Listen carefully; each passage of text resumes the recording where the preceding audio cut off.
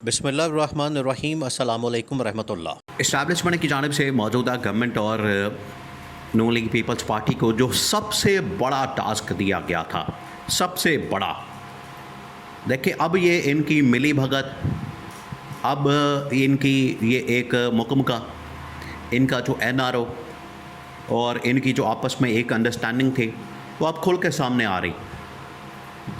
इनको जो सबसे बड़ा टास्क दिया गया था कि इमरान ख़ान के ख़िलाफ़ आप लोगों ने बयानियाँ बनाना है, इमरान ख़ान के ख़िलाफ़ आप लोगों ने एक नैरेटिव बनाना है। ये सबसे बड़ा टास्क दिया गया था मौजूदा गवर्नमेंट को, मौजूदा हुकूमत को, नून लीग और पीपल्स पार्टी को, और इनके लिए अरबों रुपए मुख्तस किया गया कि ये आपके पास मौजूद हैं, आपके पास ख़जाने में मौजूद है, आप जब चाहें इनको इस्तेमाल करें, जब चाहें इनको आप अपने फ़ायदे के लिए यूटिलाइज़ करें। लेकिन आपने इमरान ख़ान का जो इस वक्त पॉपुलैरिटी है, इमरान ख़ान की जो पॉपुलैरिटी का ग्राफ है, इसको गिराना है और उसकी जगह आपने अपना बयानिया बनाना है।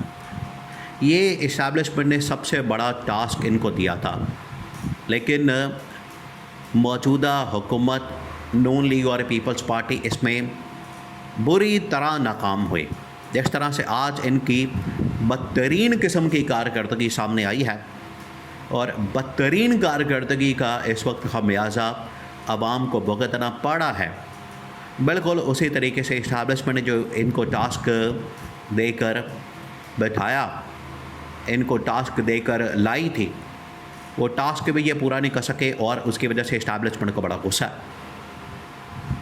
इसी वजह से इस्टेब्लिशमेंट ने अब इनके ख़िलाफ़ ऑप्शन इस्तेमाल करने का, इमरान ख़ान के साथ नेगोशिएट करने का, जिसमें मुख्तलिफ़ जर्नलों को शामिल करके मौजूदा सेटअप में, मौजूदा निज़ाम में और मौजूदा हुकूमत में ये अब एक पूरा सेटअप खोलने का और एक कम्युनिकेशन चैनल, एक बैकडोर चैनल, क्योंकि अब इनके ऊपर रिलाई नहीं किया जा सकता, ये अब नाकाबिल भरोसा हो चुके हैं।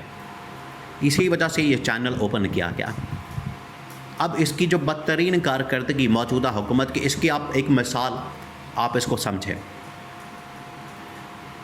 लास्ट जो फ्राइडे आया, जुम्मे का दिन आया, हर जुम्मे को रात को कीमत कम की जाती है पेट्रोल की, और इस मरतबा भी इनके पास ये टास्क था, इस मरतबा भी इन लोगों ने करनी थी। लेकिन इस बार इन्होंने आवाम को रिलीफ देने की बजाय इंटरनेशनल मार्केट के अंदर जो इस वक्त कीमत है वो जंग से पहले से भी नीचे आ चुकी है। जंग से पहले जो कीमत थी $70 थी, अब 70 से भी नीचे है, तकरीबन 60, 62, 65 पर इस वक्त ऑयल ट्रेड हो रहा है। जो पेट्रोलियम प्रोडक्ट्स हैं वो ट्रेड हो रही हैं। और ये लोग क्या कहते थे, इनकी जानिब से जो एक घटिया किस्म का आर्गूमेंट दिया जाता था कि इंटरनेशनल मार्केट के अंदर कीमत बढ़ गई। अभी इन्होंने वो परचेज़ भी नहीं किया होता था उस कीमत के ऊपर, कि जैसे अभी कीमत बढ़ी है और रात को इन्होंने शोर मचा दिया कि हमने कीमत बढ़ा दी क्योंकि कीमत बढ़ गई। तो पहले जो आप ख़रीद तो लें, आपके पास महीने का स्टॉक मौजूद है, पहले उसको निकाल तो लें, महीने बाद चलें महंगा जो तेल आएगा उसको आप महंगा करके बेच दें। नहीं, जब महंगा होगा तो ऐसे ही एक दिन के अंदर, 24 घंटे के अंदर या 12 घंटे के अंदर कीमत बढ़ा दी जाएगी। और आज कम हुए उसको 10 से 15 दिन हो चुके हैं, लेकिन किसी के कान पर जू नहीं रेंग रही, कीमत नहीं कम कर रहे। क्यों? क्योंकि अब इन्होंने जो जुम्मे को कीमत कम करनी थी, ऑयल कंपनीज़ ने इनको डंडा दिया और वो सारे के सारे इनके फ्रंट मैन वहाँ पर मौजूद हैं। तो बजाय उसकी कीमत कम करने के, उसको नीचे लाने के, इन्होंने ऑयल कंपनियों के सामने घुटने टेक दिए। आवाम को रिलीफ नहीं दिया, इनको ऑयल कंपनियों को दे दिया, जो 10-12 कंपनीज़ हैं। 25 करोड़ आवाम को इन लोगों ने रिलीफ नहीं दिया। 10-12 कंपनी के सामने इन लोगों ने घुटने टेक दिए और उनको रिलीफ दे दिया। ये है इस गवर्नमेंट की बदतरीन कारकर्दगी की सूरत हाल। अब यहाँ से आप आइडिया कर सकते हैं, इमेजिन कर सकते हैं कि ये किस तरीके से आवाम के हक़ में फ़ैसला करेंगे।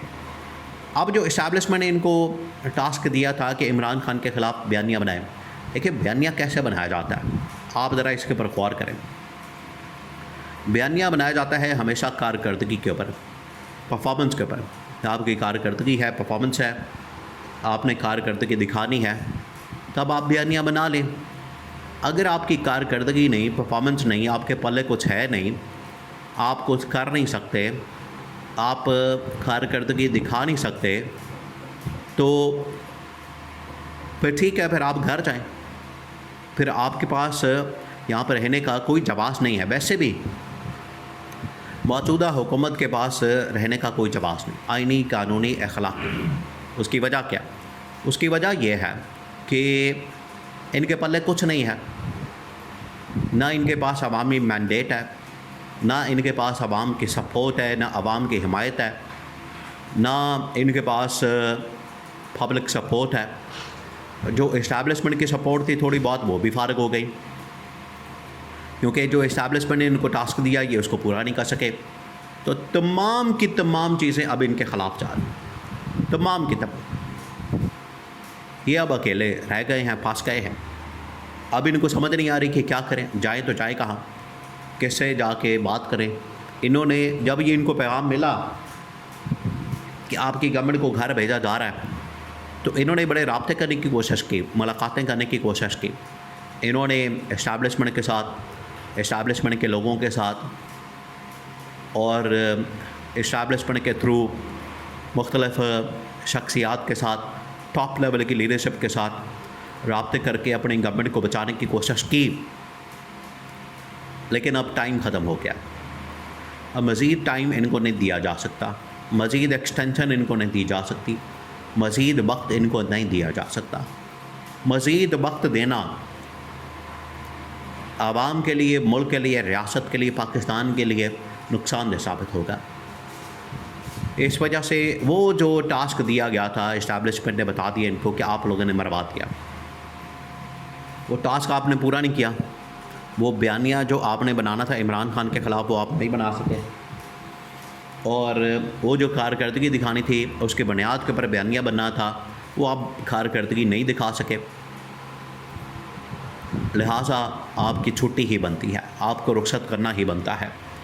ये अब इस्टेब्लिशमेंट का पैगाम आया, और ये दो टुक अंदाज में कैटेगोरिकली, ना सिर्फ जब मुलाकातें हुई GHQ के अंदर, बल्कि मौजूदा गवर्नमेंट को बाकायदा अहम तरीन सोर्सेस के ज़रिए से ये पैगाम कन्वे कर दिया गया कि अब आपका वक्त ख़त्म हो गया और शहबाज शरीफ ने हमें मरवा दिया। आज जो सिनारियो है, सूरत हाल है, इसकी बराह रास्त ज़िम्मेदारी शहबाज शरीफ के ऊपर आती है।